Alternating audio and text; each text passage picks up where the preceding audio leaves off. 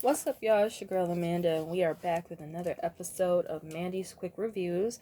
So, this episode might not be very quick. I am reviewing the Quiet on the Set documentary from the ID channel or HBO Max for those who do not have cable. So, this documentary had two nights. At first, I was thinking I'm going to do both parts, two separate videos, but to save time, I just decided that I'm going to do everything in one video. So it won't be a quick review, but it will be a review. So again, the platform of this documentary was on the ID channel, HBO Max, and it's basically about the behind the scenes of 90s Nickelodeon. So I was born in the 90s. I do remember like all that, probably 96 to 2005. That's when Jamie Lynn Spears was on there. I remember a lot of black entertainers performing on there. Some of them that had no business on there, like Ice Cube was playing "We Be Clubbin'," and that song is from the Players Club. So why, just why? As you guys know, I do my discoveries, so this video is gonna have a lot of discoveries, and I'm gonna wrap it up with my what I liked and disliked and all that stuff. So this is gonna be a lengthy video, so pull up your popcorn, get something to drink, just follow along with me. So the first discovery I have was children being called fat behind their backs too, and I just didn't like that at all. I mean, Hollywood is a crucial place. Children are called fat all the time, but they just had to broadcast that on there, and I didn't agree with that. The big nose character that young man played, he did say that it did look like penis and balls on his face, which kind of was the beginning of like the pervertedism of the show. Also, don't forget Penelope Tate's name. For years, I thought her name was Penelope Tate, Tate, but it's Taint after genitalia, which was mind blowing to me. The feet obsession, I don't need to go into that.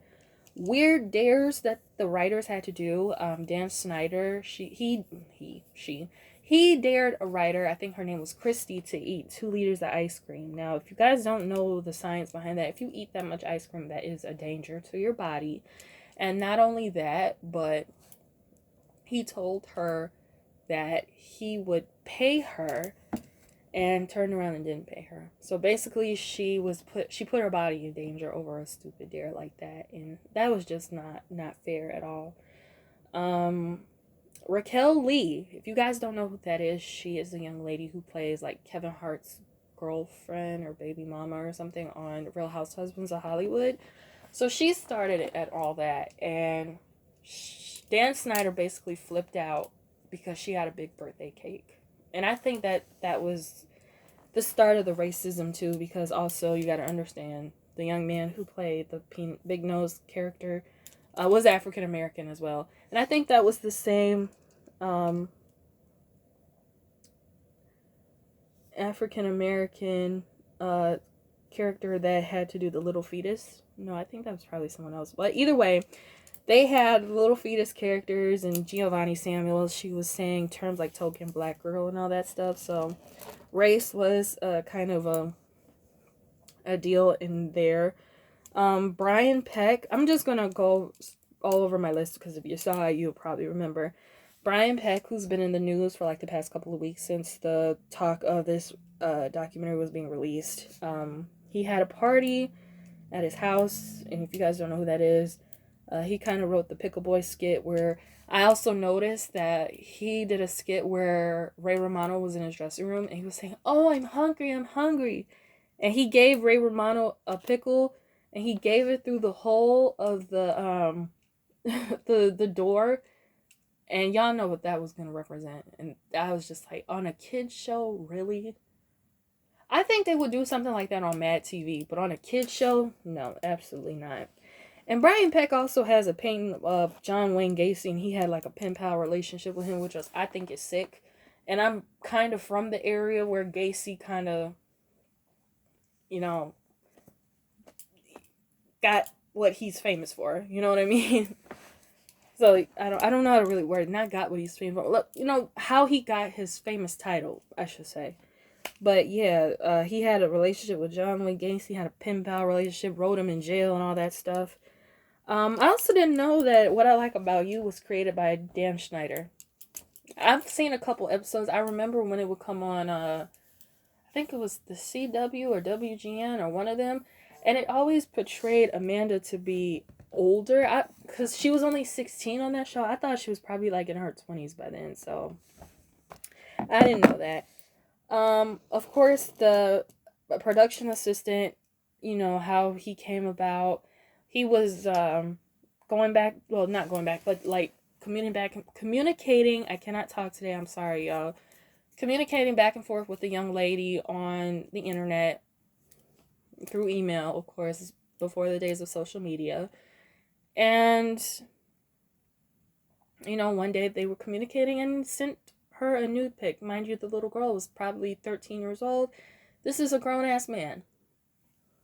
And I also, sometimes when I think about parents wanting to make their kids famous or kids wanting to be famous and their parents will take whatever it takes for them to be famous, I just sometimes think that that's so selfish.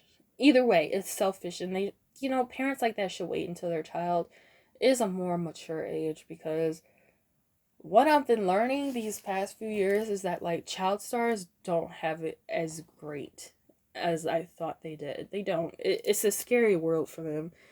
And for this guy to just do that to her and send her that picture, and then also he was open about raping young girls.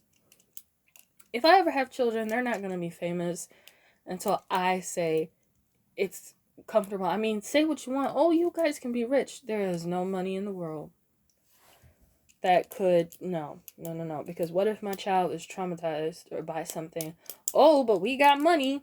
That don't always, you know, solve everything. Trust me. The writing room was sexist. Christy, the writer I kind of mentioned before, she got fired for having a life.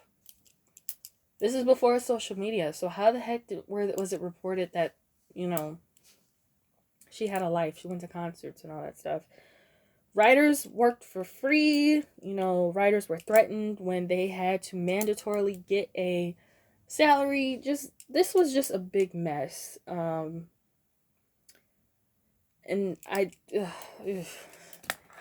it just disgusted me how the writers were treated, basically.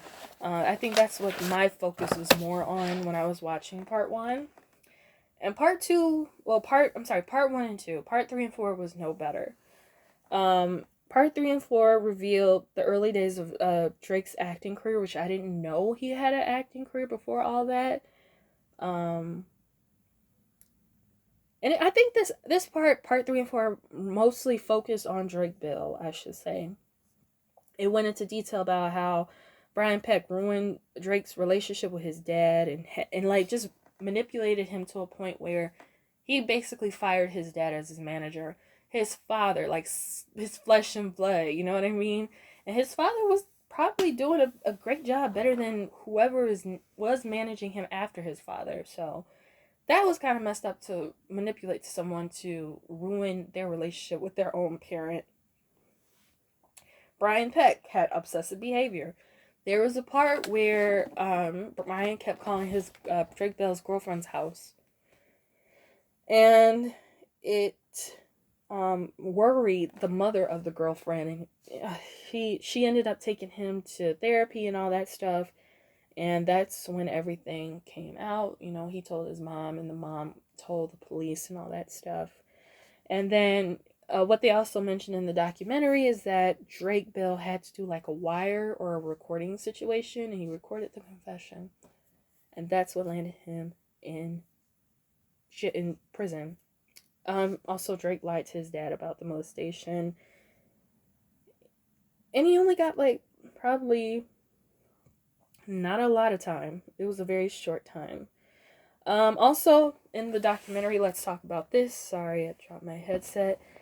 There were letters, I think they called them character letters, from James Marsden. I don't know who that is that well. Taran Killam.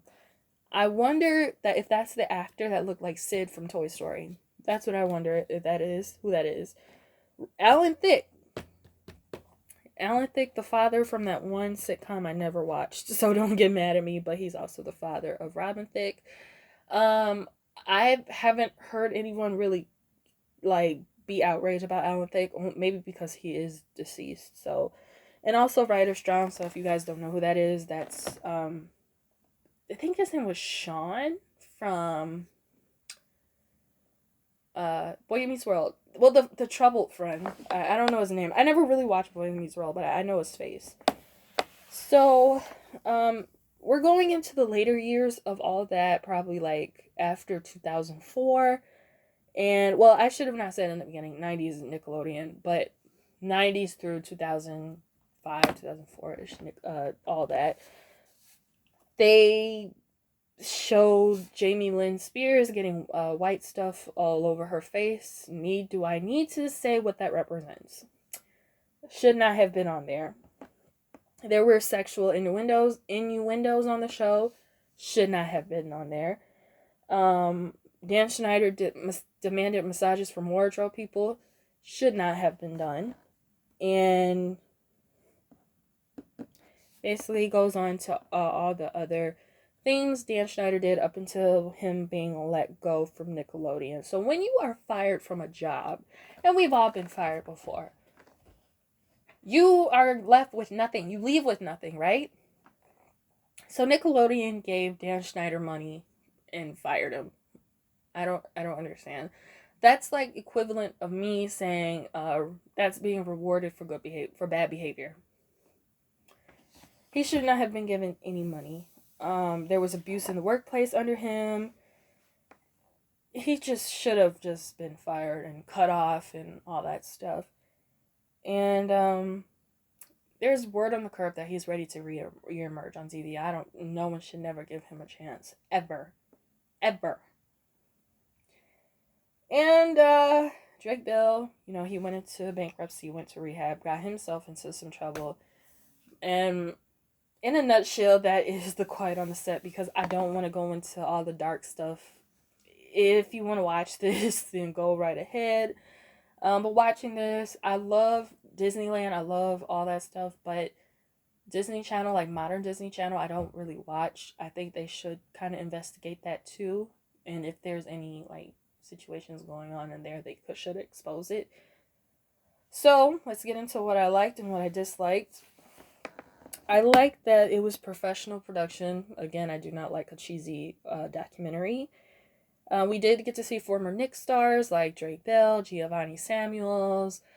What else did we see? I forgot the names, but they were, and I'm not trying to say this in like a negative tone, but they were kind of like the lesser known.